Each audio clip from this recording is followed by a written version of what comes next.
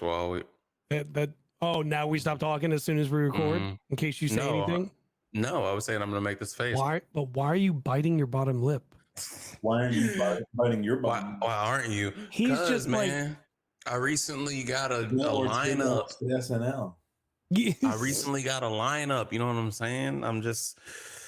I don't know. I feel myself. Although my beard just got uneven because I just did that. And then you just put all your hair in the water you're going to drink. You literally brushed it this way, holding the glass in. I had to put essence JPhrygian seasoning. See, and that's on in it. Like, what are we doing? Oh my goodness gracious! All right, so another week. Hi everybody. Happy Saturday to everybody. Hope everyone had a great week. Hope your weekend's gonna be fire. Me and the guys are here to talk just a little bit of entertainment with you that's going on this past week. Not a lot of video game stuff, to be honest. A couple things Jordan's got. As always, Jacob's going to be really upset about a lot of things we're going to talk about, which is... I feel like that's my role now. I kind of do. Like, you're the old man on the porch, kind of. Like, yeah. Like, what do you mean? What the fuck did the kids do now that's got you? Snyderverse, get off my lawn. Yeah. How dare you Snyderverse shits? It's like Monster House. It's just like, get off my lawn. Yeah. Anyways, Daily Kazoo's back. Happy Saturday, like I said. Make sure if you are watching us on YouTube, please hit the sub button. Share with the friends. Have a friend, tell a friend. And as always, if you're listening to us on any of the streaming platforms like Spotify, Apple, Play, wherever you're listening to us, make sure you 5 stars, make sure you share it, and also give your comments, give your feedback. And as always, say it 100% however you like it. If you hate it, we need to know. Hey, on that, I do want to share something with you because, as you said, like everyone, come by, like, and everything. I heard something really good this morning. Good quote to kind of live by. I can't even remember dude's name. He was on Think Media podcast, and he was talking. He's like a guy you would probably know who he is. He used to run like a sports agency. He's like a successful podcaster and all this stuff now. But he was actually saying when he used to do a radio show. He was actually saying when he used to do a radio show, and he first met Gary Vee, he was like, the first thing he told Gary Vee was like, my goal is to, no, this was just like, the guy was like, Gary Vee told him to do a podcast. And he was like, oh, I want to do a podcast. Everyone does a podcast, but he was doing radio. Yeah. He said his goal with radio, he was 50 years old, and his goal every year was to get 2 new people to listen to him and then have them tell about 2 new people. And I know that sounds crazy, Jacob, but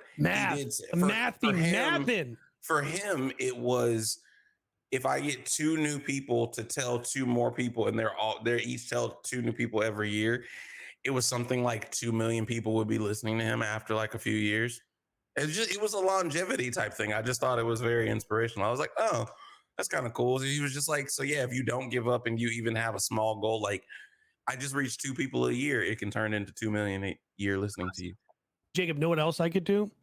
Listen, I have some equity of stuff that I need you to sell, but then I need you to get 2 other people to sell it as well, okay? And then I want you to get those 2 people to sell it as well, okay? Thanks, appreciate it. Thanks for just ruining my inspirational advice and everything. Yeah. What? Y'all see how they just shit on me? Sir, this is not that kind of podcast. I don't care what you're into. Be it all you want, but ain't nobody... just completely ain't nobody Cincinnati tying you right now. Relax. All on my stuff, guys. Do you hear this? It was David Meltzer, by the way. Yeah. As soon as you said the Gary Vee thing, I knew exactly who it was. The problem with that is those 2 people that are watching you, the odds of them telling 2 people just on their own, like you would have to tell them to tell 2 people. And then the 2 people that they tell, the odds of them liking it and staying, and then the odds of them telling 2 people, like it's if you go by the absolute, so willing. Make you feel any better? So I told my mom to tell my dad and sister. My dad and sister told me they're not listening, so that's as far as it went. If you go by the absolute literal, yes, but obviously he would want more than just 2 people a year listening. The goal is just that 2 people who listen and like tell 2 people who listen and like, and then tell who 2 people listen and like. So you Jacob told his wife and the motherfuckers. dog. The dog isn't listening, and his wife went, "Wait, you do a podcast?" And he's like, "Yes, I've been doing it for almost a I'm year." gonna turn on the fan. Y'all making me hot. Oh wait, you turned on a fan, so you finally had a fan? Damn. I hate you. Damn. I just want to say, when you have, like, when I went to churches like a kid, they'd always be like, invite your friends, tell your friends to come to church. Jacob, there was a different reason they were asking you to bring friends. Okay, but how often would you bring your friends? Never. You literally never. I barely wanted to be at church. And that was like, to me back then, and still now, that was like, oh, like the urgency of the gospel. Everybody needs to go to church. Like, I gotta hurry up and shuffle people in there. I'm not gonna tell anybody about a fucking podcast. I'll tell them about it if it's mine. But if I'm just listening to a podcast, I better enjoy the hell out of that. So my positive listeners, fuck the both of them. Come follow me and tell 2 people about me, because they're just shitting all over No, my. better yet, listeners, come follow Adam and I and tell 2 people about us, so that way we can. Actually, Jacob and I do this podcast. It's called the Daily Kazoo. You should tell 2 people about it, actually, if you can. Who made that George Clooney thumbnail that you both loved? You motherfucker. Your computer. Wasn't that like 3 weeks ago? Come on. Like, damn. Yeah, you know what? I'm any gonna start vertical doing format.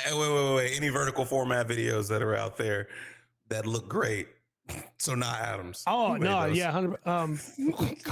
Oh, I'm gonna. Hey, never mind. Anyways, moving on. So I was gonna roast the fuck out of you right now. Time out. You know what I've noticed that we haven't done in literally like months? Introduce ourselves? Well, sure, but we don't play the kazoo on the Daily Kazoo anymore. No, we ran out of songs. I'm fairly certain you lost yours when you moved. No, mine are right back here. I said I lost them to make one of y'all do it that one time, but then I was saying I was joking. This man lied just to get us to do it. I just said, like Adam said, we ran out of songs. We did like maybe 20 shows with the kazoo. I'm gonna be honest. Songs. Jacob, I said I was tired of editing it. We need to just find the audio clip. The audio was going too high with it, and then you like gotta you would bring the us in. audio Yeah, down. It's too. You much. gotta literally cut the audio and bring it down, and then right when we go to speak, bring it back up. It's a pain in the ass. Sorry. Damn. There. That's weird. Music. Where did Jacob go?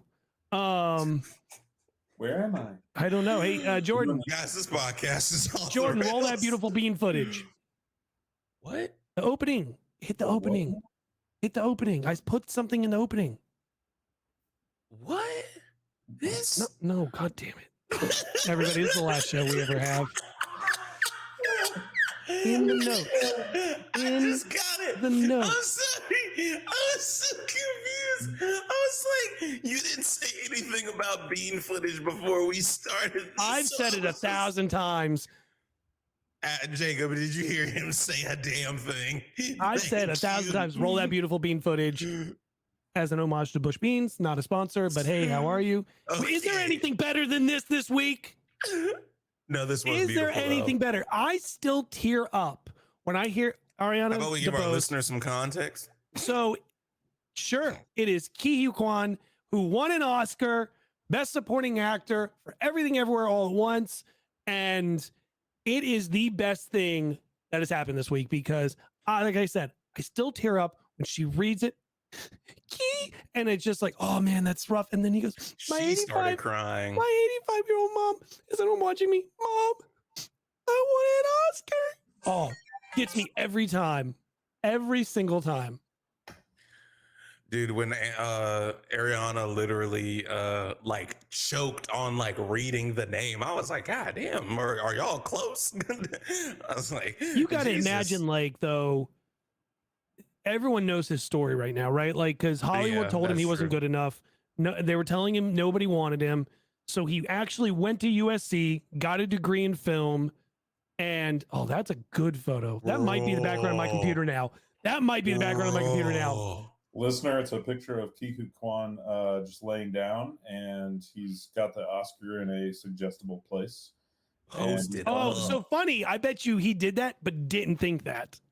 No, he probably didn't think of that, but anyways, Variety got him posted up. Yeah, LA's got it's got LA in the background. He's up by a pole. Anyways, the man has literally been in the business for 30 years. And he hasn't, and everyone's been telling him he's not good enough. So he went behind the camera, and the Daniels were like, "Hey, we got something for you," and the man gets an Oscar.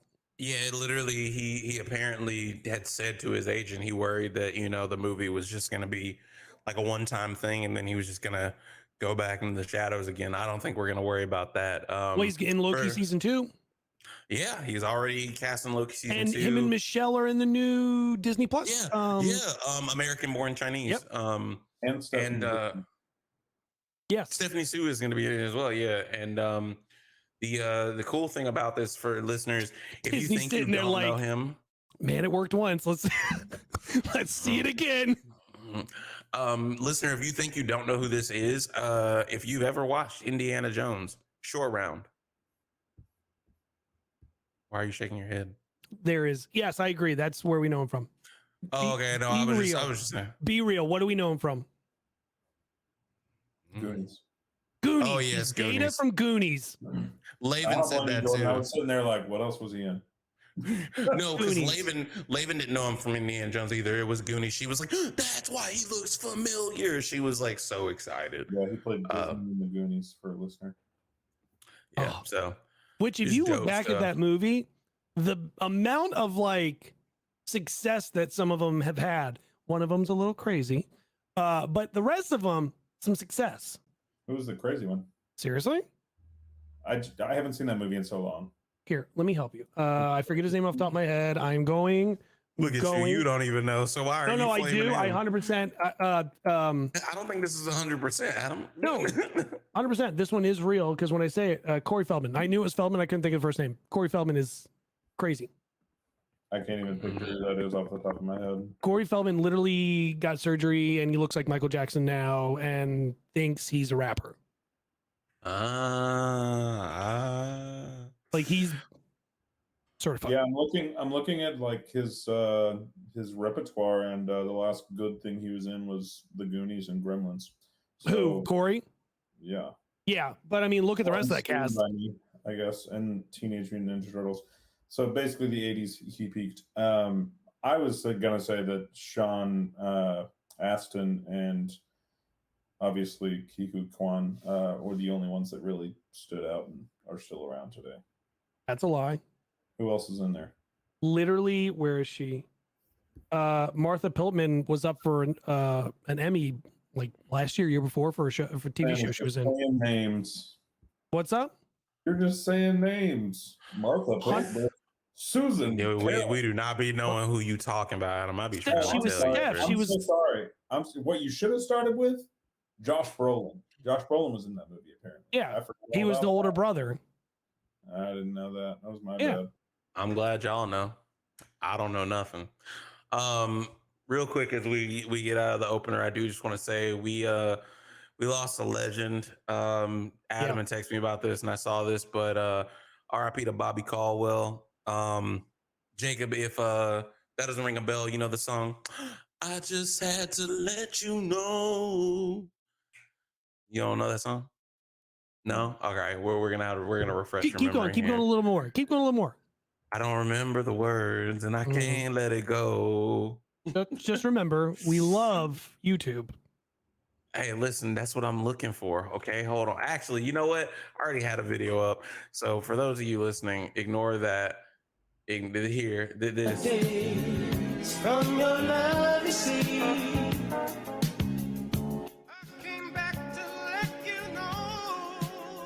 All right, enough before they flag us. Yeah, deadass. You ain't never heard that song, Jacob? No. Oh, well, Bobby Caldwell so KingVonSchweetz even posted like RIP Bobby Caldwell. This is an old video where Kev was 34 years old when he found out that this song was sung by a white man.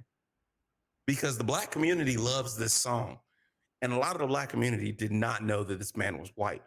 And I only just recently found out the story behind that, which is here. I'll share with you now. Passed away today. I found out why so many black people thought he was black, and it was done on purpose. Bobby Caldwell was signed to a record label called TK Records. His single, What You Won't Do for Love, was going to be the lead single, but TK Records had mostly... So to stop it and just go ahead and condense it because they're playing the music in it, his record label did R&B music, and then this was the picture for the album cover, and they were like, R&B be black people are not. They're like, who's this Bee Gees look like? So he had this picture that he really liked, and he had it, I think it was like acid dipped or something or whatever, to like make it this silhouette look, and that became the album cover. So nobody ever knew what he looked like. And then when he went on tour, people would be like, made a black silhouette, had the brim was white, but by the end that black people were like, hold up, this Bobby Caldwell is white. But by the end of his set, black people was like, well, I don't care what you is, this song slapped. So like by the time they saw him, they were like, wait, this song kind of slapped though. So it was just a interesting little fact. Hey, gorillas before the gorillas. Yeah, I have a joke actually that not in a bad way, but he was technically digital blackface before it was a thing. It's one of those things where it's like he never really like presented as black. It was just like you heard his voice in the song and people assumed, and he didn't say he wasn't with the album cover. So thought it was cool. Anyways, R.I.P. Bobby Caldwell. Yeah. Moving on. All right, your turn though. You're good. Into gaming. So everyone. Who here likes Twitch? Anybody? Twitch is cool. I'm lying. I don't like them. Well, apparently the CEO is resigning after more than 16 years. He is also. Oh, I wonder why. He's also the final founding member. Like he is the last executive who was on like the founding team or something like that. Excuse me. I wish I could see. In October 2006, whatever TV became Twitch or whatnot. So he is leaving. The new Emmett Shear is the one who's resigning. Who is the one stepping in? Dan Clancy. Right now, the president of Twitch, Dan Clancy, will assume the role of CEO effective immediately. So I don't Tom's know. brother? I can't stand you. So I don't know, possibly expect some big executive decisions coming down and changing from Twitch. Obviously, Twitch has been in an up and down place. Adam is calling for a timeout. What do you need? Who owns Twitch? Amazon. Ain't no fucking executive shit coming down the pipeline. It's just a puppet. Dan is just a puppet. I've heard. What's up? Bezos. Yeah, like let's make this clear. They can do whatever they want. Amazon still owns it. It's still going to be trash. Yep, right there. There you go. This is funny. It's true. It is a much smaller change than like the change between YouTube, like Susan or whatever stepping down. So, but yeah, just some news for my gamers out there, my streamers. It's one of them things. It's not news. Anyone heard of Kick? Oh my God. Okay. We do need to talk about Kick real quick, bro. Do you know about this, Jacob? Have you heard about Kick? No. So not the old texting app that people used to use. Wish version. That's the one I was thinking of. So think the Wish version of Twitch. Very much. It's bad. Like to the point where it's almost like OF, but not as bad. So essentially Kick started as this whole thing of like, we get our freedom of speech impeded on with Twitch, and the community guidelines aren't like fair, which like, I mean, to a degree, I do get the point where people are like, there's like hot tub streamers, but then I can't, say the N word. I get it. It is very much like, but that's every platform, right? Like they pick and choose. Well, they know what their audience is, right? It's kids. Like, let's be honest. You're playing video games. You're doing things with kids. So Kick though, Jacob, I was scrolling through and it looked like I was on the hub. Bad idea. Like Bad it was idea. like what? So another streamer, Trainwrecks, I think is like a guy Aiden who's Ross like is the other one. I think he's like heavily invested in it. But then yeah, Aiden Ross is a big streamer. It's one of those things where it's like Aiden got banned on never- both YouTube and Twitch. yeah, I And never he heard was of him like, before. "Oh, all I'm of gonna make this. my own thing." Oh, Aiden's huge. He's had what Kai is doing. Aiden was doing originally, but not as Mhm. big.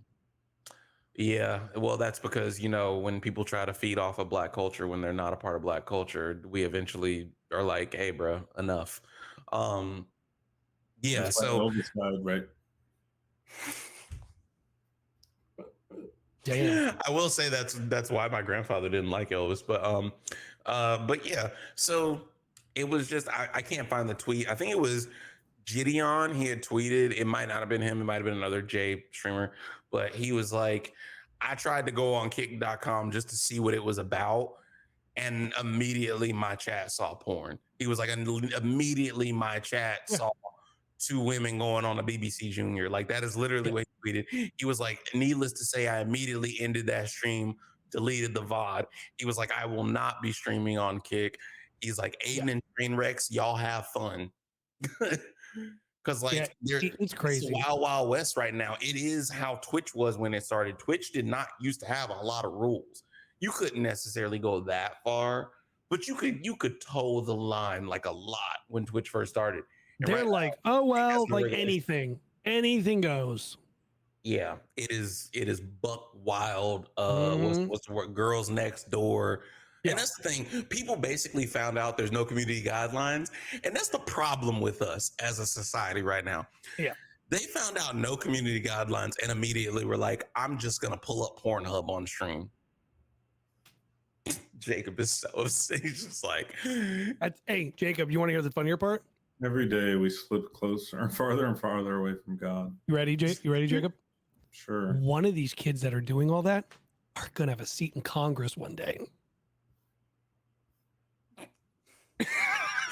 I hate you. Think that through. All right, let's get into some entertainment. I don't want to. Jacob's done for the day?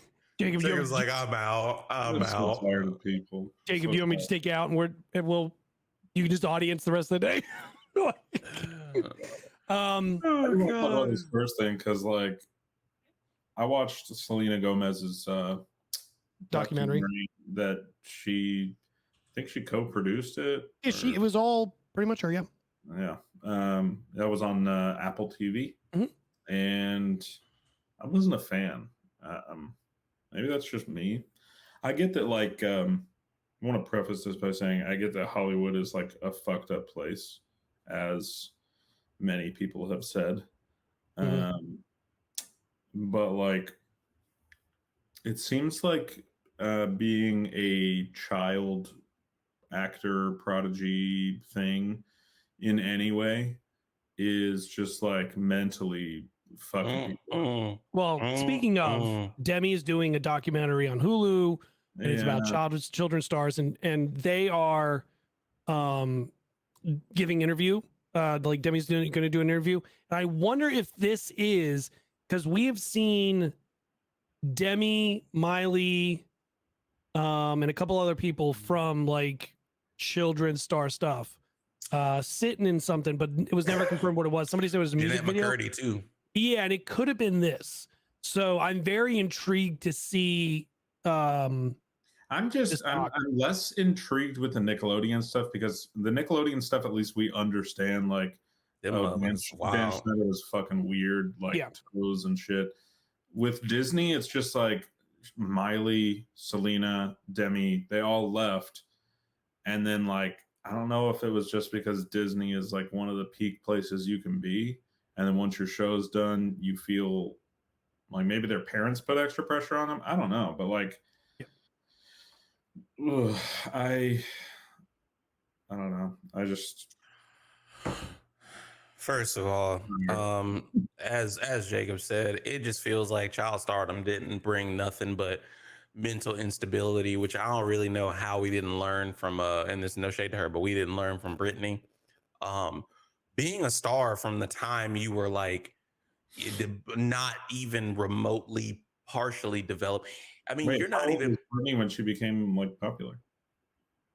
Brittany was, I mean, at least She was doing pageants and or not pageants, but like young singing talent. She was on yeah, like I was think she she was on like Star 16. Search or something like that? Oh, I guess other people. I think the people that have, maybe it's just the person now that I'm thinking about it, but the person that's done well is like Justin Timberlake. 15. Neil Patrick Harris. He's done really well for himself. I think Neil went through a period though. Oh, You know what I mean? I don't know. He was very MIA for a good But okay, while. see, MIA is okay. Like MIA is fine, but it's like when you're MIA, you're not doing anything, but the news breaks like you have a huge drug problem or all this other stuff.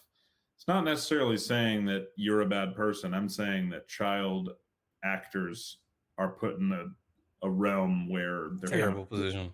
they're pushed into bad things. And another example other than Justin Timberlake would be Drew Barrymore. I mean, she was in E.T. and I can't think. Maybe it's just because I'm not.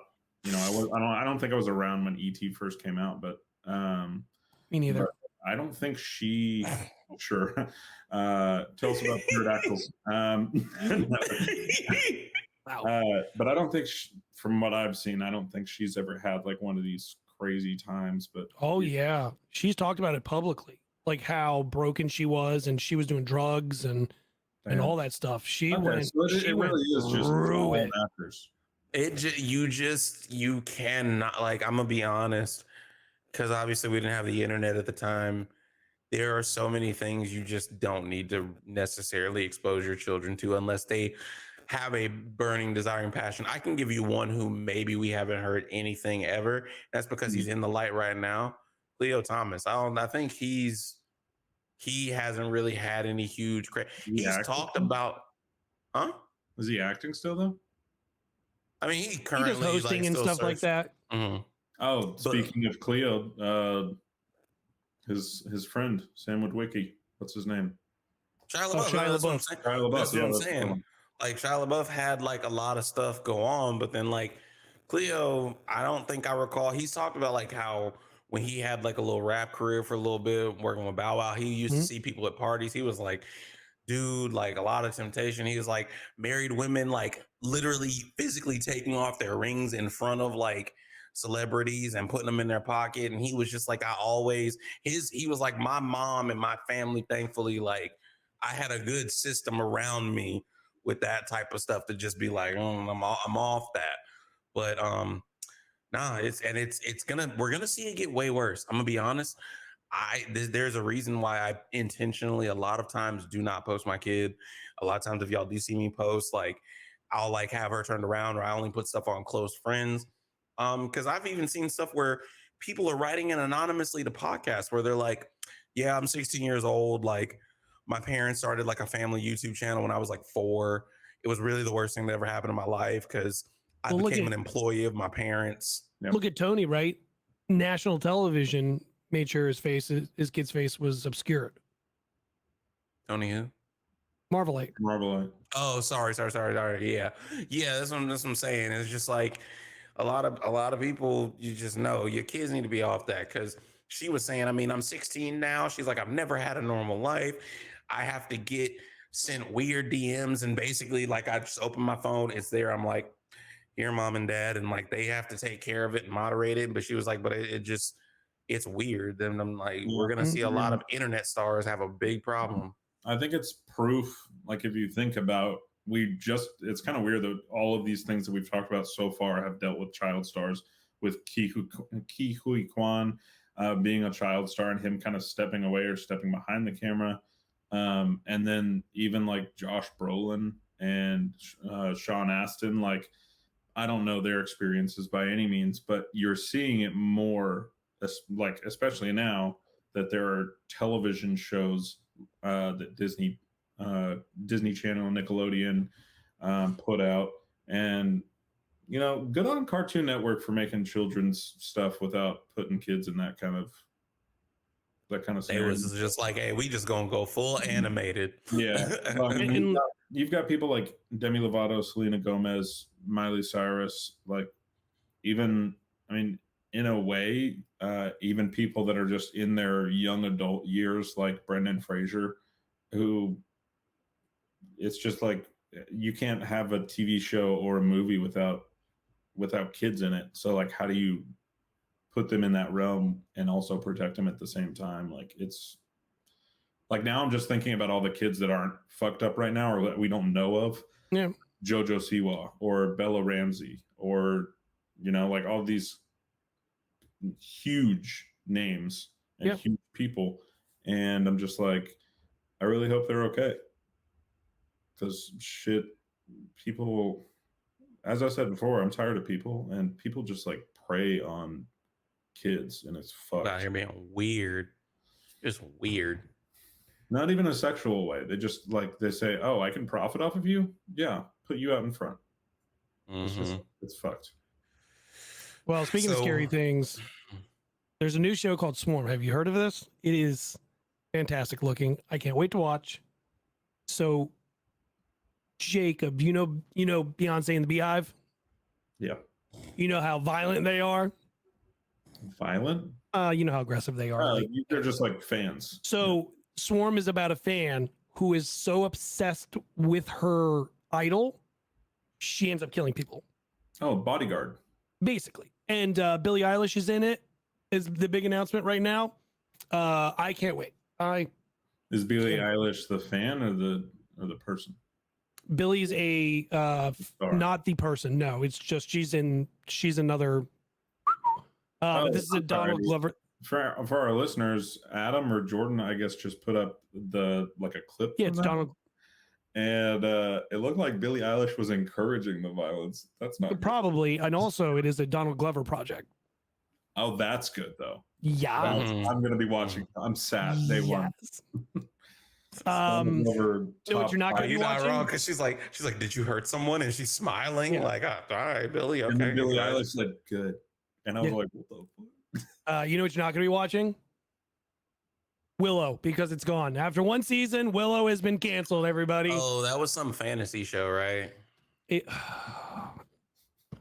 was a movie, and then they made a TV show. Really the original actors came out. Kind of like the same vibe of like Craggle Rock, to where it's like it's obscure and like fantasy, but like people loved it in the 80s. I think Jay Stoops just tweeted about it, right? She was just like, this is really sad because we need like more fantasy. There's a space for like more fantasy that's just like doing different, but it just gets canned. Because everyone's argument is like House of Dragons, there was a lot more fantasy in it, and they kind of like toned it down from the books. Yeah, I think there's a large space for fantasy, like Jordan's saying, and it really, like, if you think about it, the past couple of years, we haven't really gotten any like good. We got two, other than like the animated Ex Machina, which is based on Critical Role's campaign, and then the Lord of the Rings prequel series, Rings of Power.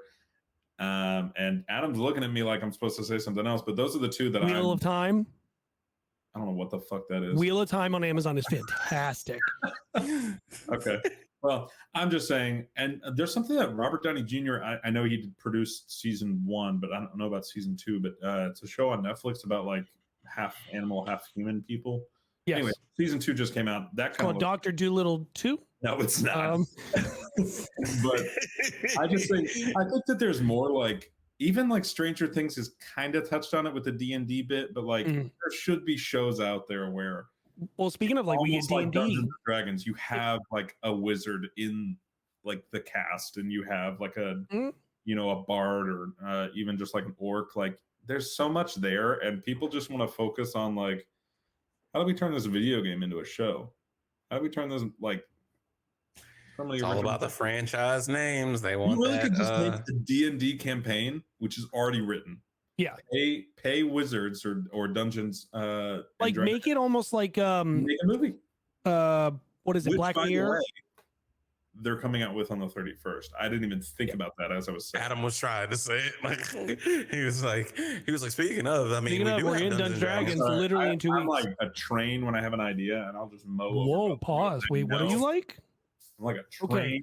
I'll just keep running over you over and over and over. For our listeners, that's like our 7 visuals today. No. Anyways, oh my god. Jesus, I was gonna say, it's almost like treat it like Black Mirror, where every episode, or like animated, like, or He-Man or whatever, where the stories don't have to connect. Like, give us a Dungeon Dragon story. Like, if somebody thinks, almost make it a contest. If you think you have the best Dungeon Dragons story, thing, send it in. People read it and like, oh, here's a full season. I got 12 episodes. Boom. And then they can do it. There's your script. You know what I mean? Yeah. Just think of how many people. Some of the best TV I've watched, like, I'm not kidding, within the past like 3 or 4 years, like within my top 5 things is Dimension 20, which is a Dropbox, which is like a side thing from College Humor. Yeah. And it's just like 6 people playing D&D because the campaign was. Are you going to get the popcorn bucket? What?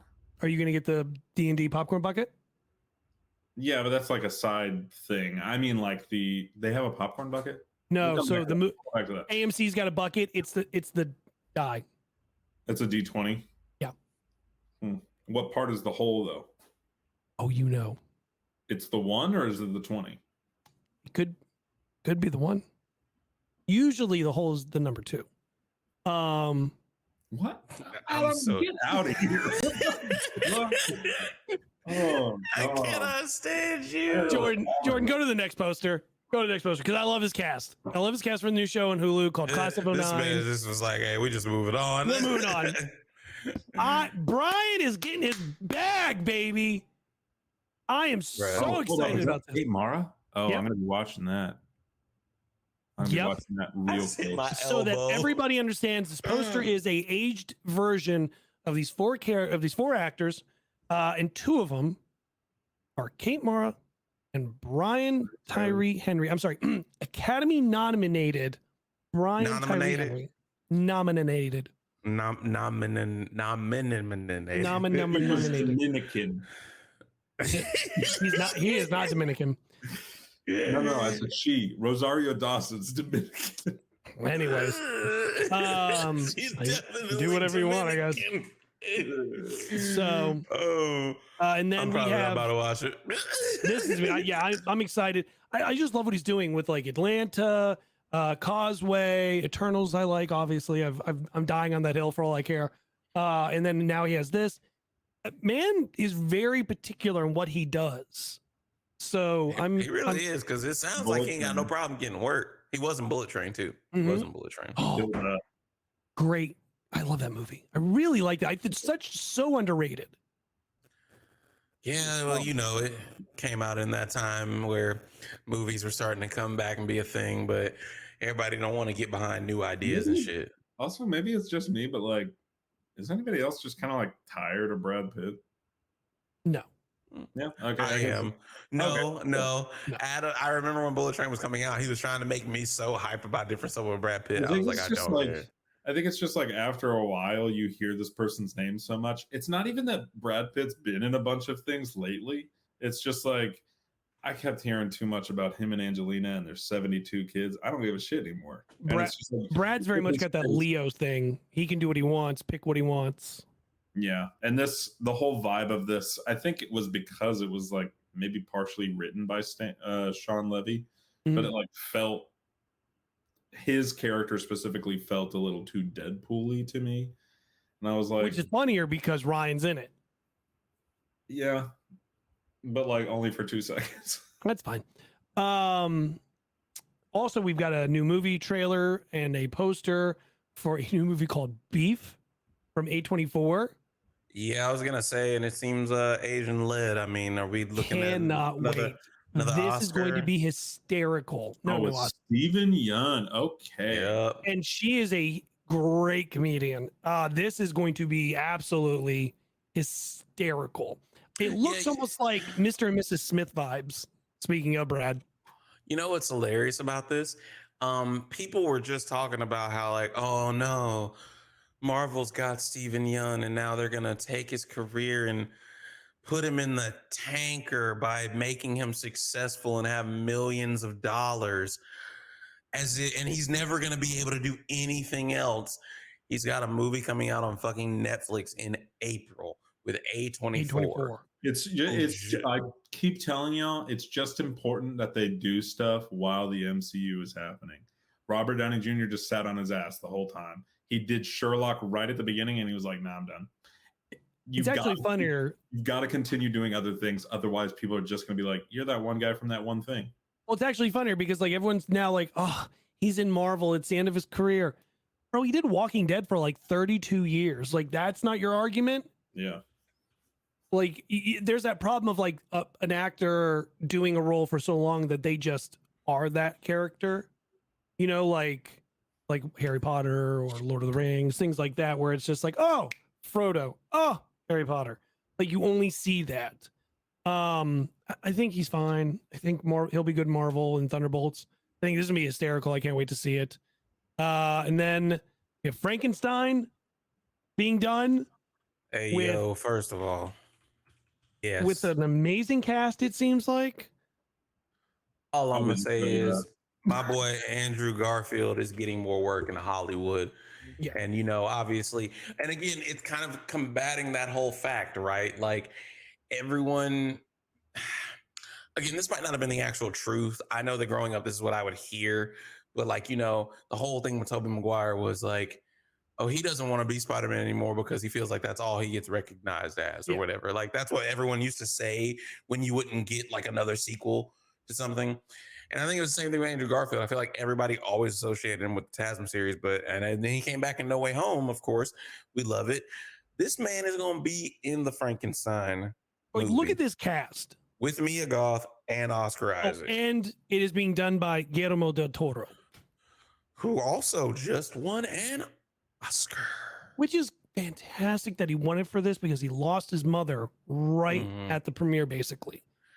Yeah, it is one of those things where and I get it because, again, of course, like, I'm a little biased. I loved Puss in Boots. I would have liked to see Puss in Boots win.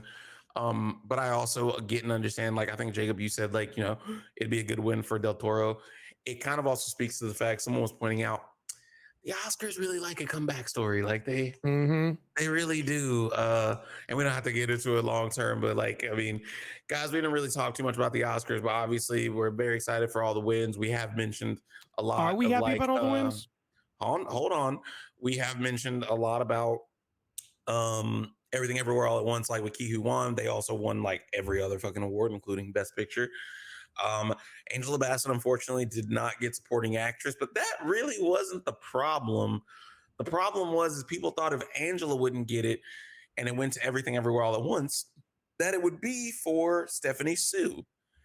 But kind of like the whole comeback story thing, I've seen some people say that again, the Oscars, the Academy likes a comeback story, and Jamie Lee Curtis winning was like a comeback story in itself. So, you know, and I'm not mad at Jamie.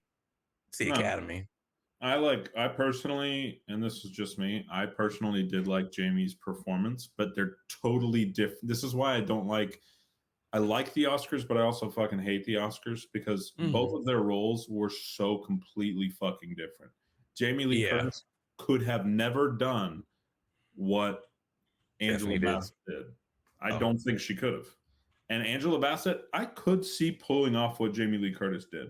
But the fact is, those are just the roles that they got cast in. And it's just the way that the world works. But I personally thought Jamie did a better job portraying her character. But there's that argument online of, bro, but what about this moment with Angela Bassett? And I'm like, I get that there are moments, but like, I really felt like Jamie Lee Curtis was that tax lady the entire movie. And I was so fucking annoyed with her anytime I saw her. So even take that moment, like the concept of that moment, because I do feel you. We do bring up the scene where she is chewing the fuck out of Okoye. I'm not doing enough. Yeah, and it's like, I mean, that's one of the more powerful things. So there's that scene, and then there's the scene where they bust up into the UN, and she's just like, So we know y'all came and tried to steal our vibranium again. That I think that's the stronger scene for me. Like when I see that scene, I'm like, well, and I also get that, like, you have that moment and you have that moment, but I get where you're saying, like, but across the whole film, like, was it every single time? And probably not. The argument I've been seeing is that if it was going to go to everything everywhere all at once, Jamie was not the best supporting actress in that film, which kind of goes into, again, how you say you kind of hate the Academy. Both of the people being in it for supporting actress from the same movie just makes it really weird too. Because apparently, Stephanie Hsu, people posted Stephanie's audition for that movie and were like, this audition is one of the best things about this movie than some people's whole scenes in the movie. So, but that was just a quick blurb about the Oscars. So I realized we just didn't even bring it up. Yeah. Well, speaking of Andrew Garfield in Frankenstein, Andrew Garfield and Florence Pugh rom-com? Anybody? I'm in. Hey, all day I'm in. Ever existed. What's up? That's the sexiest rom-com that's ever existed. It doesn't even have to be good. It's hot. So first of all, Jordan, go ahead. First of all, I just want to say they will be starring in We Live in Time. Y'all can come over for visuals, Spotify or YouTube. Apparently, it will be described as funny, deeply moving, and immersive love story. This comes off of the heels of literally after they both presented together at the Oscars. And there was a photo that circulated of them. I'm going to see if I can find. There was this one, but there was one of them on stage that I'm never going to find again. But people were like, I'm just saying they could be an it couple for a movie, like for sure. And, I would say like, oh, maybe someone purposely leaked that, but it was actually a mutual of mine who had said it. So I don't think that she had insider information, but it was really funny. I was like, dang, girl, you kind of called it. Because she was like, I would love to see them. TASM 4. She's okay. Gwen, but Gwen's alive. She's Gwenpool. Or not Gwenpool. I'm sorry. Shut the fuck up. She's Spider-Gwen. From another universe? Yeah. I feel you. No, but did y'all see the picture of Andrew Garfield where he was like, yeah. Well, so during the Oscars, they were like, we've got Mando here. We've got Batman here. We got Spider-Man here. And he goes, he's like, you know what that is? You know what that is? That is him saying, I was just doing a little one-timer to get my feet wet again in the acting game. Please don't do this. Well, he had a show on Hulu. Am I back in the red? They did have the show on Hulu, and then there was what was the movie he was just in? Why can't I think of it? The piano guy. Tick Tick Boom. Thank you. Yeah, I mean, I was gonna say, what? Tick Tick Boom, the Netflix movie. Yeah, that was a minute ago. Yeah, it was 2021. Yeah, was it really? God, the clock has been spinning very quickly, y'all. Yeah. Oscar Isaac. Did y'all? I'm sorry, I'm going to interrupt you because she's trending right now. Did y'all see the clip of Zendaya and Jennifer Lawrence? Yes. Guys, Zendaya was trending because she walked up and sat beside Jennifer Lawrence. I'm never going to find the clip right now. But she walked up and sat beside her, and I guess someone else was like, oh, can I sit there or something? I don't know. And people were like, they have assigned seats. Like, why are y'all tripping? But I thought it was funny, all the different clips that circulated where people captioned them. They were like, Zendaya walks up to Jennifer Lawrence and he's like, oh, so he caught you? He caught you? But he dropped me. It is what it is. It was at Paris Fashion Week. Thank you. Yes, that was last week. Mm-hmm. Fuck. All right, what about Oscar Isaac? So Oscar Isaac is he's also getting work. Going to play Kurt Von Gett. Find it. You got it. I'm working on it. It's a bit of a last name. It's in a new movie called Helltown. It's going to be for Amazon. I'm sorry, new series on Amazon. But the director is the same director who did All Quiet on the Western Front. Oscar nominated All Quiet on the Western Front. Going to be something. Oscar winners. They won like 4 awards, didn't they? It was great. Did either of you guys get to see it yet, or?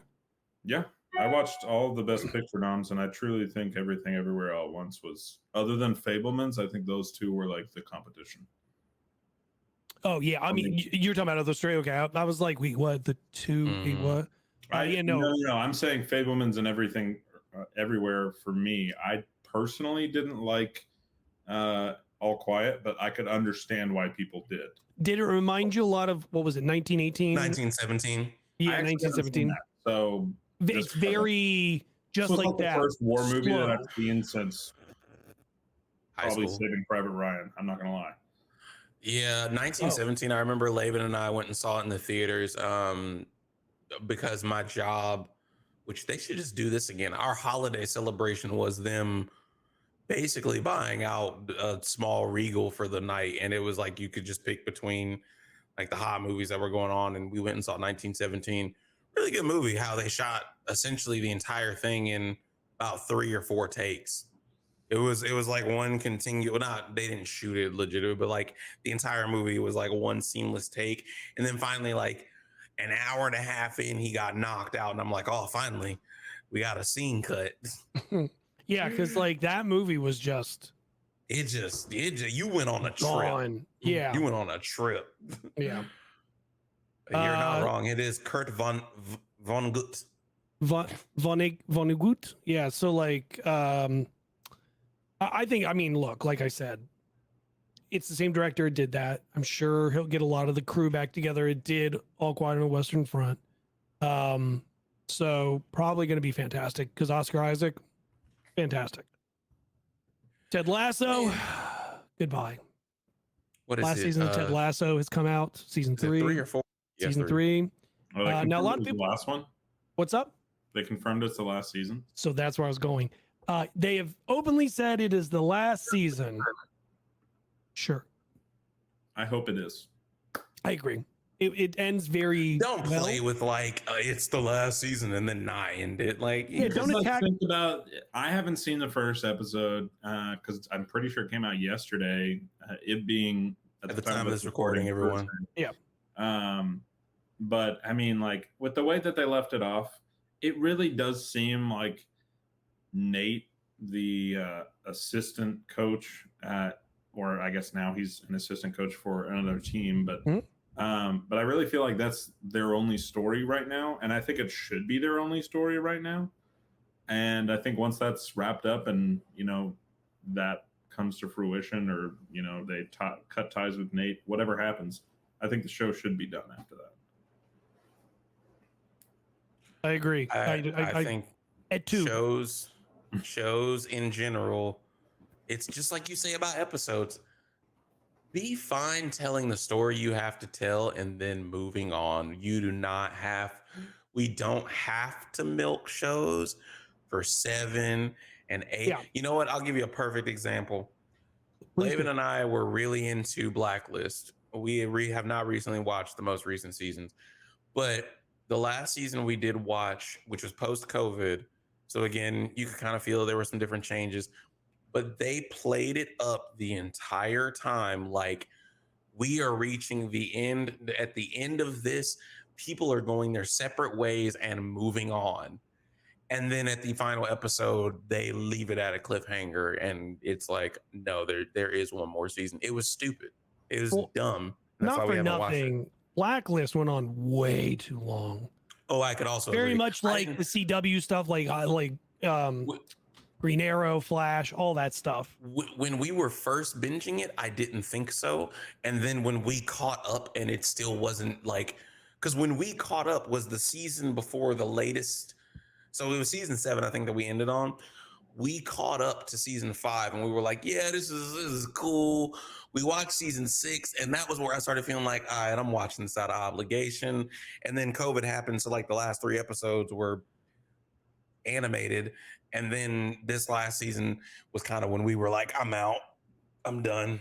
Yeah, I mean, there's a lot of shows where I'll sit there, I'm watching, and I keep watching, and I'm like, I'm just watching out of principle at this point. Yeah, like Lost, right? Like you sit there forever and watch and watch and watch and watch, and it's just like, I'm over this. Thankfully, that was done, so I didn't have a problem. I was just like, once I finished it, Worst it was done. final episode of a season of a series ever.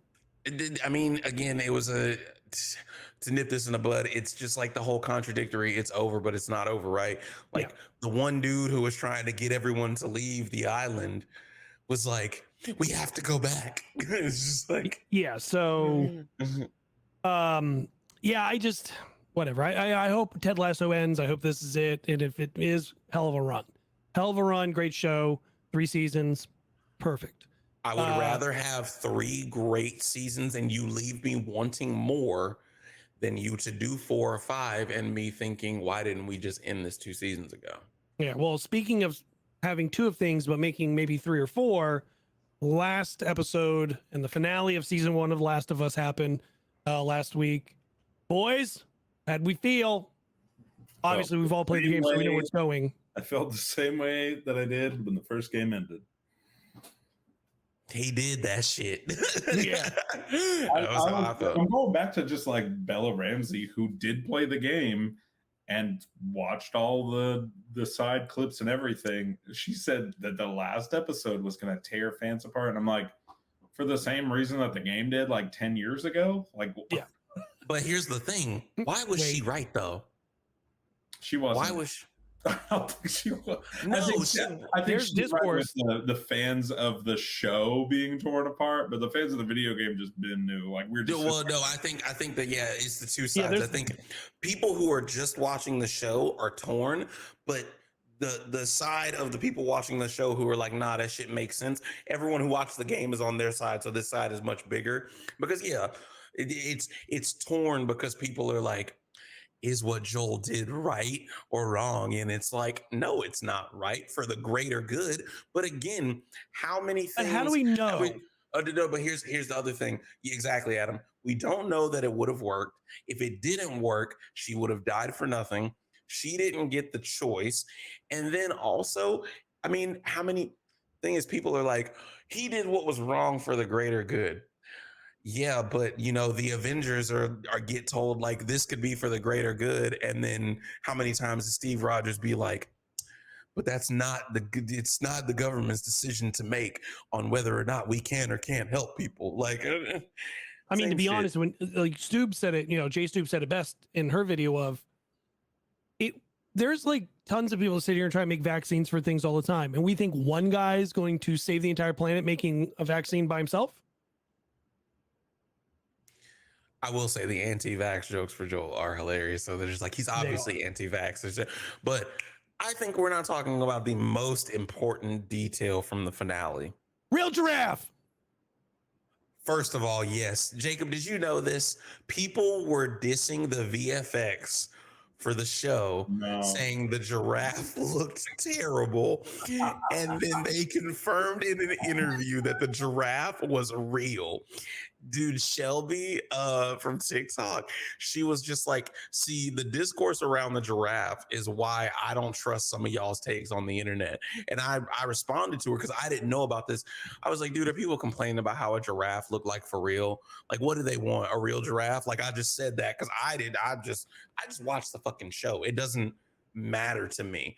And she was like, no, that's the funny part. The giraffe was real. And then she sent me the article and I was like, so motherfuckers is just stupid.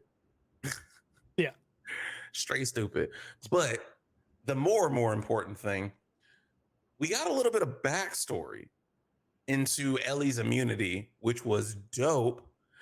Yep. But the even better part was that they had Ellie's mother played by the actress who voiced Ellie, Ashley Johnson, I think.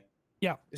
Wait, the other half of that, what's the girl? No, we're gonna get to that. We're gonna get to that. Okay, okay. The thing that I didn't know about this is I literally just passed this part while playing through the first Last of Us game again. But Ellie does, when you get to play as Ellie for the short period that you get to when Joel is about to bleed out and die in the first game, you can ruffle through her backpack and she has like some items, and one of the items is from her mom, and there's like a bloody handprint on it, and it says like, Ellie, I'm looking at you now, you're not even a day old. And like, it basically, like, it doesn't say that she died then and there, but reading it after watching that episode, I was like, oh shit. And in that letter, which I never knew, in that letter it said Marlene is going to take care of you. And this whole time I was like, oh, I thought they just connected Marlene to her mom like randomly. Dude, so what you're saying is like they basically made the show so that if you didn't 100% the game, there were still surprises because you're finding that because you're 100%ing the game. Yeah. And I'm not, there's no controversy talk here. I'm just saying it's the same thing with episode 3 with Bill and Frank. It was always there. Just like it was kind of always there. You we got that story focused on it, but I mean, it was always there. So and then they did the car scene with the magazine. They did it exactly. She's like, "Why is it sticky?" I'm just kidding. The next part, because also last thing on this, for all the haters, let me be prepared to clip this. For all the haters who didn't like Bella Ramsey, I'm gonna hold on. I'm gonna I need bigger. Make bigger. Make bigger. For all the haters who didn't like Bella Ramsey getting cast, and they were like, she doesn't look like the character. She doesn't look like the character. When Ellie's mom popped up on the show, the first thing Laven said was, that legitimately looks just like Ellie. And I was like, oh, well, she was the voice actress and face model for the game. And she's like, no, I mean, like, she looks just like Ellie has in the show. Like, immediately, that was the first thing. And we're talking about someone who has never played the game, didn't even watch me play this game. And she was like, no, they got a pretty good casting for Ellie. I'm just saying.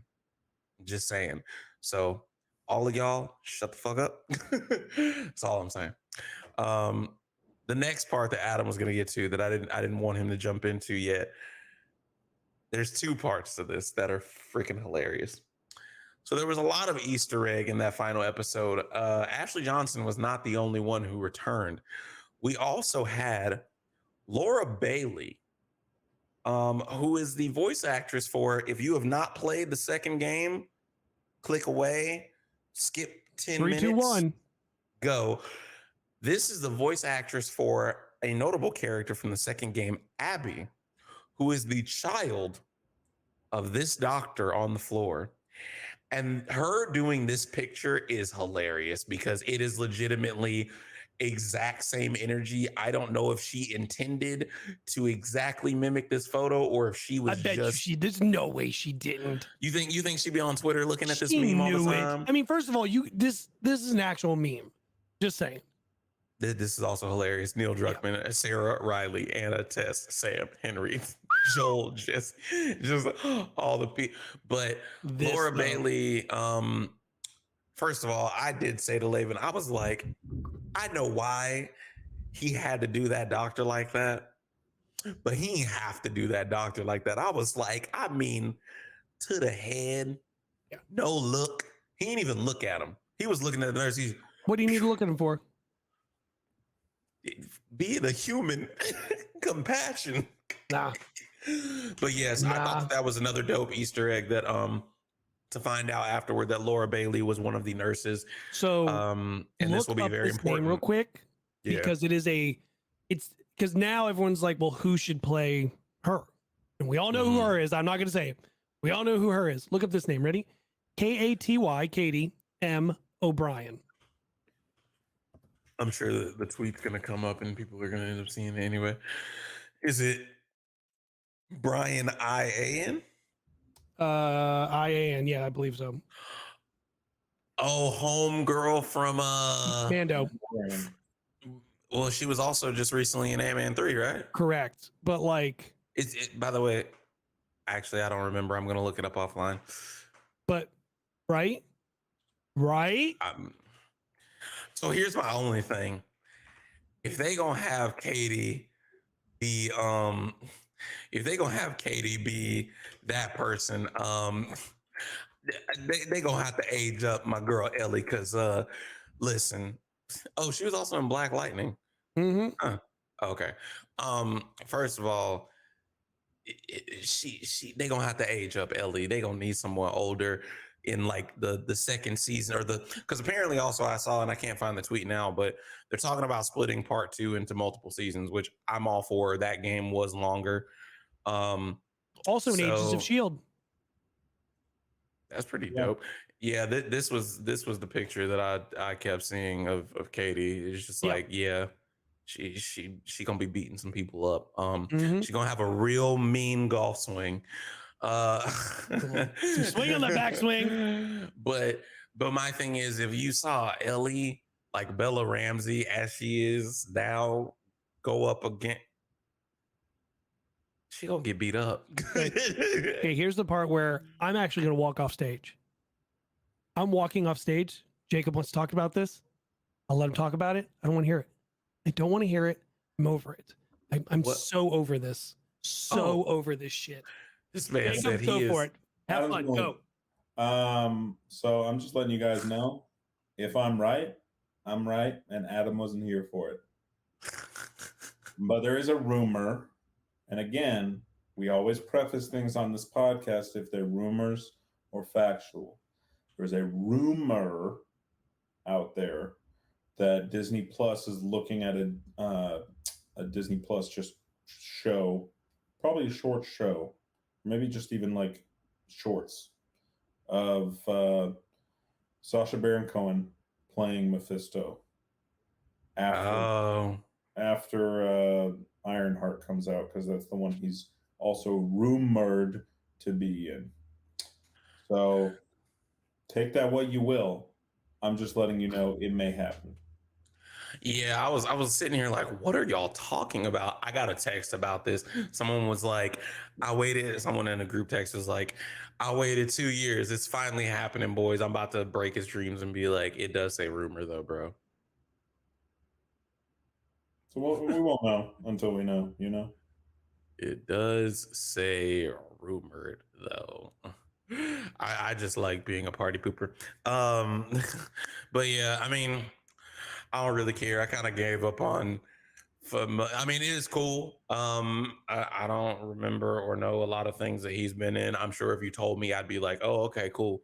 But if we get Mephisto, I think if we get Mephisto, people need to, and we already know this because we're adults, Jacob. But people need to temper their expectations, because obviously the route of Mephisto as a character already is not the thing that people expected, because again, we wanted Mephisto to be this like silent behind the scenes kind of being responsible for it all type deal. And at this point, we're like 6 movies and 9 shows past that. I really feel like since Spider-Man No Way Home, we've had that many projects. Let's see how many MCU projects since Spider-Man No Way Home, because I am curious. We had Spider-Man No Way Home. After that, we have Black Widow was the same year. What the fuck? Multiverse of Madness, Thor: Love and Thunder, Black Panther: Wakanda Forever. We've had like She-Hulk. I'm not gonna try this. Anyways, moving on. Anyways, maybe it'll be cool. Maybe it won't be. Shut up. Yes, it is safe. Moving on. Out of Marvel. I feel like we're always asking this. What's going on at DC? What's going on? To be fair, and I said this to the guys before we started, I think that we all shouldn't be surprised that like there are just top-down issues at Warner Brothers and DC as a whole. Like, we've talked about it, and we all understand that the problems aren't going to be immediately fixed just because James Gunn and Peter Safran, nothing under their reign has like started from a logistic standpoint beyond like on pencil paper. They're still casting, hiring, PAs, directors, all this shit.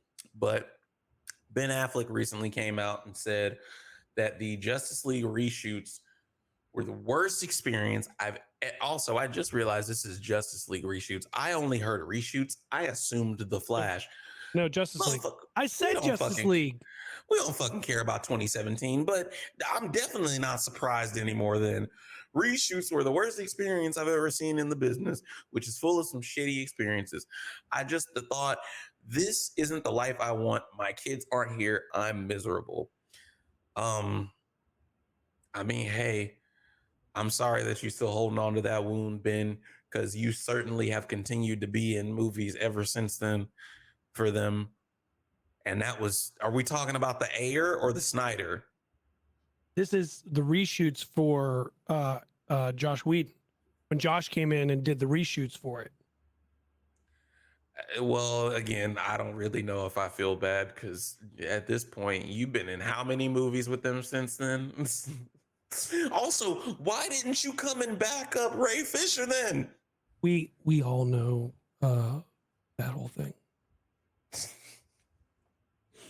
What, he was just like, oh no, they beating on the black man, I'm gonna just stay out of it. Let's be honest. Not one of them Anyways. opened their mouth about it. Well, that's what, because that's what I'm saying. Like, I don't know. Do you want me? I hate to be an asshole. I hate to be an asshole.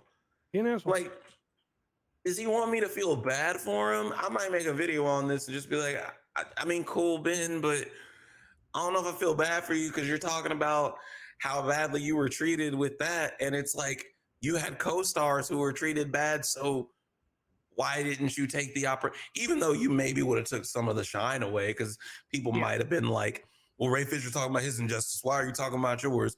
I get that. But again, y'all could have gotten behind a single cause, I guess. Like, why? I don't know.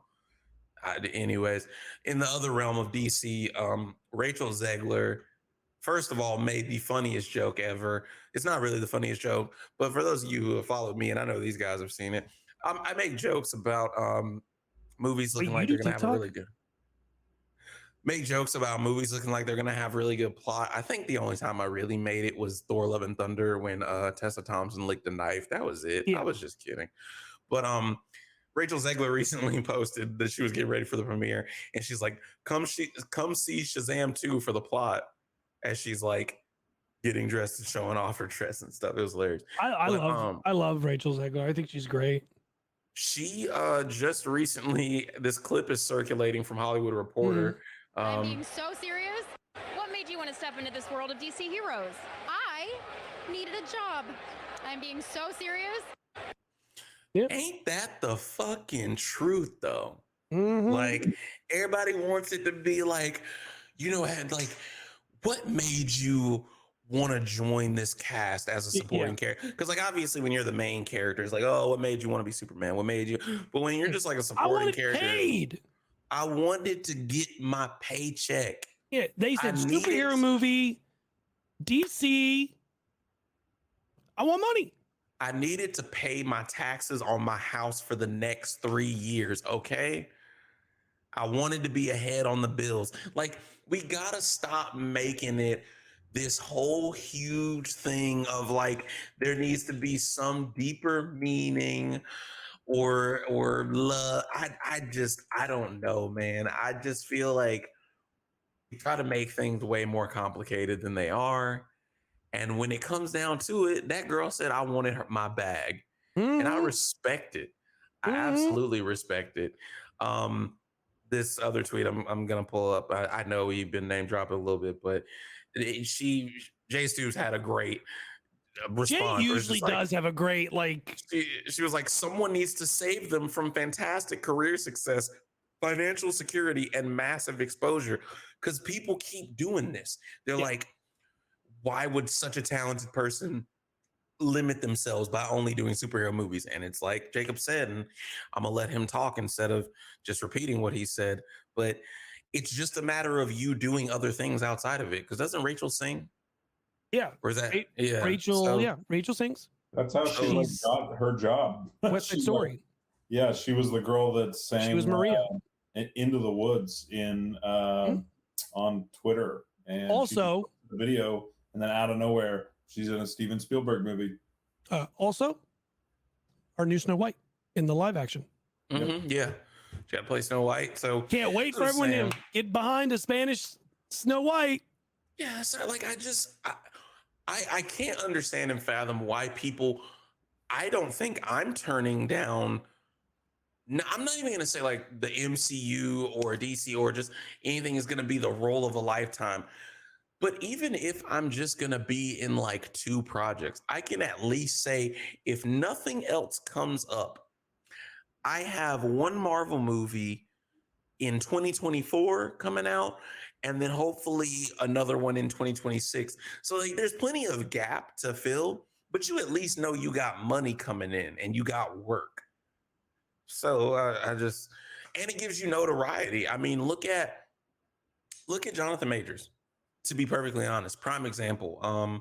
Just Huge Net just recently made a video about this because Jonathan also grew up in Texas like he did, and he mentioned that like, you know, Jonathan was on the verge of homelessness.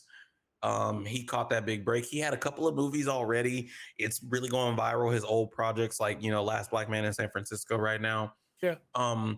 But you know, he landed that Marvel role, and what a lot of people don't actually even know is, and this goes into the whole, people forget these actors don't have to say yes to Marvel.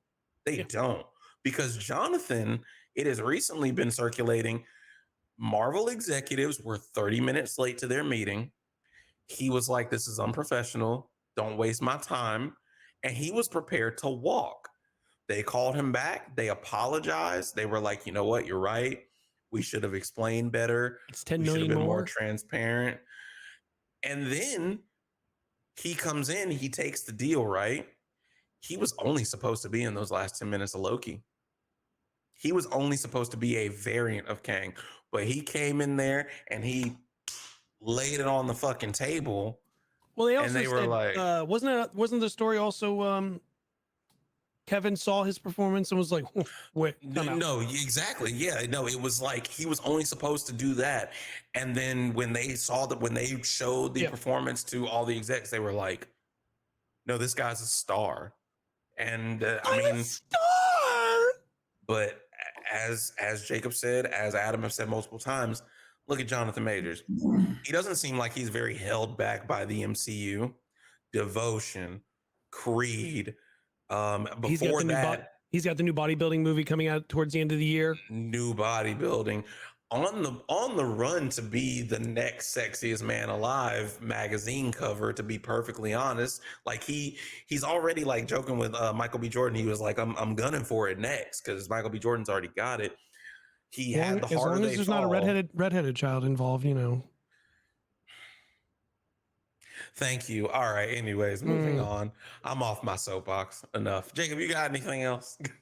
I kind of posted on TikTok earlier today being Thursday, March 16th. But David Ayer, who directed the first Suicide Squad, posted a picture of probably one of Hollywood's most problematic people, Jared Leto.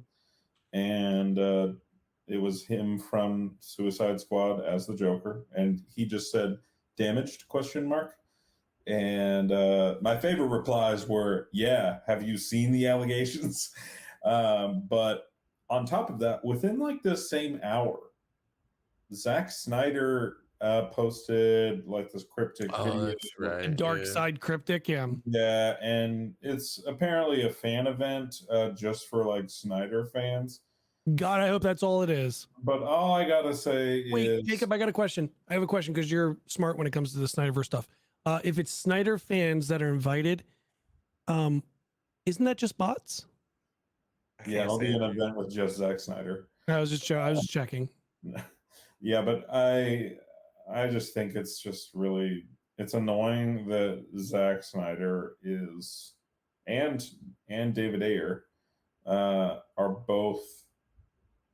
Who are they starting to remind you of? Who are they starting to remind me of? Somebody you hate. Because they toot their own horn all the time of how great their one thing is. It's not even that they're tooting their own horn. It's just that they're trying so hard to stay relevant. Without putting out anything. Without putting out any. Well, I mean, no. So Zach is working on a new. I don't want to hear working on. Stop writing. I will say I hate James Cameron till the day is over, but the man works hard. I can't say that against him. You know what he works hard at? Not getting Oscars. He got one. One. Wasn't it visual effects or something? Yeah. Which is what That the ain't only even one on. he still got. That ain't even on him. Does he sit down and do the VFX himself? Thank you.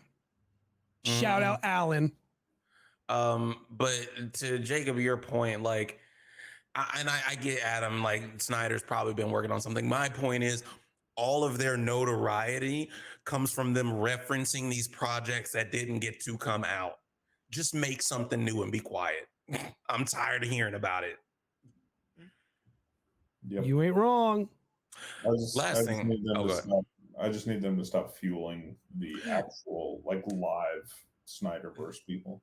They've become like figurehead embodiments of the troll community that like gets behind Restore the Snyderverse. Like Restore the Snyderverse was like cool little movement. It was like, wow, the fans really got like this movie released. I didn't think much of it, and I watched it. I was like, all right, cool. The fact that we're still like they released the Snyderverse already. Like at this point, just let it go, or the Snyder Cut, excuse me. Just let it go. And the last thing I'm gonna say on DC, it is very heartfelt to hear the story of We knew this is my how, problem. I did not know that. No, James just decided that he is officially directing. We knew the date. He never shared that conversation with his brother, which is that it's releasing on his dad's birthday. Or yeah, the release date is planned to be his dad's birthday. No, like so this is new. Yes, that is new. But everyone's losing their mind like, oh, James said he's going to direct the Superman movie. Didn't we like No, he said establish he was that going to write it forever ago? He never said he was going to direct He it. said he was said going to there write it, something- but he said he had a diversion to directing it because he just like he said he couldn't find like the fun and the direction that he would take it in. But he said that since then he's found like what he's like his mark that he's going to leave. Well, I hope it's a good one. I'm excited for it. I think it'd be cool if we get a different Superman. Like I think it's very interesting though that he's going to go up against the DCEU the same way they technically started it with Man of Steel. You know what I mean? Well, that's the thing though. It's technically, I thought he said it's technically not starting it. It's not, but like that would be the first movie though. The first movie That would be the first. is That would be the that, and the first movie newly the planned DCEU movie. technically did was Man of Steel. So, just saying. I get it. I think maybe the excuse is that technically it's gonna ride off of Shazam and Flash, and those will be canon to the new wave and whatnot. But you know, we'll see. Well, hey boys, you got anything else? I think we covered literally everything. Yeah, I don't think they're in sports news. That's not really sports news, just annoying. Ja Morant is having a terrible time, but that's about it. Bro, I feel bad. Like, it's hard to feel bad, but you feel bad because that kid was young, got put in the starlight. He's a superstar talent. He's insanely gifted, but too much, too quick. Suspended for 8 games, so he has 8 more games away from, because he took 4 games away, came back for a game, and then now he's suspended for another 8 games. I just hope he gets the help he needs. That's it. Hope he gets the mental help he needs. Take of context, this is a young basketball player who grew up in a 2-parent household, but he gets in really good with rappers and stuff, and he wants to be in gang life so bad, and he was waving a gun around on IG Live. And unfortunately, they did kind of try to smear his name after that. Like, the club circulated pictures of him getting twerked on with money around him at the strip club, and everyone was like, are we supposed to be mad about this? Like, that's what happens at a strip club. But well, like his shirt was off. It's I don't know what place he's ever gone to. You're very much doing the opposite if you need to take your clothes off. First of all, let's be honest. He was in that club with no shirt. Second of all, we know the rules are different for athletes. We gonna act like, I don't know. I'm just gonna say Tom Brady ain't probably sitting in a strip club with his shirt off somewhere. I mean, It's just they're not technically he can circulating the now. videos of it. Yeah, I Technically, forgot. he can now. Fuck him for not actually retiring anyway. All right, that's it from me. Jacob, you got any closing remarks? No, What you gonna go eat? I don't know. Hopefully Thai food. That sounds good. I bet you anything. I found a fire ramen spot by me, actually. We have a fire one near us too. Well, I'm also going to eat because I am hungry.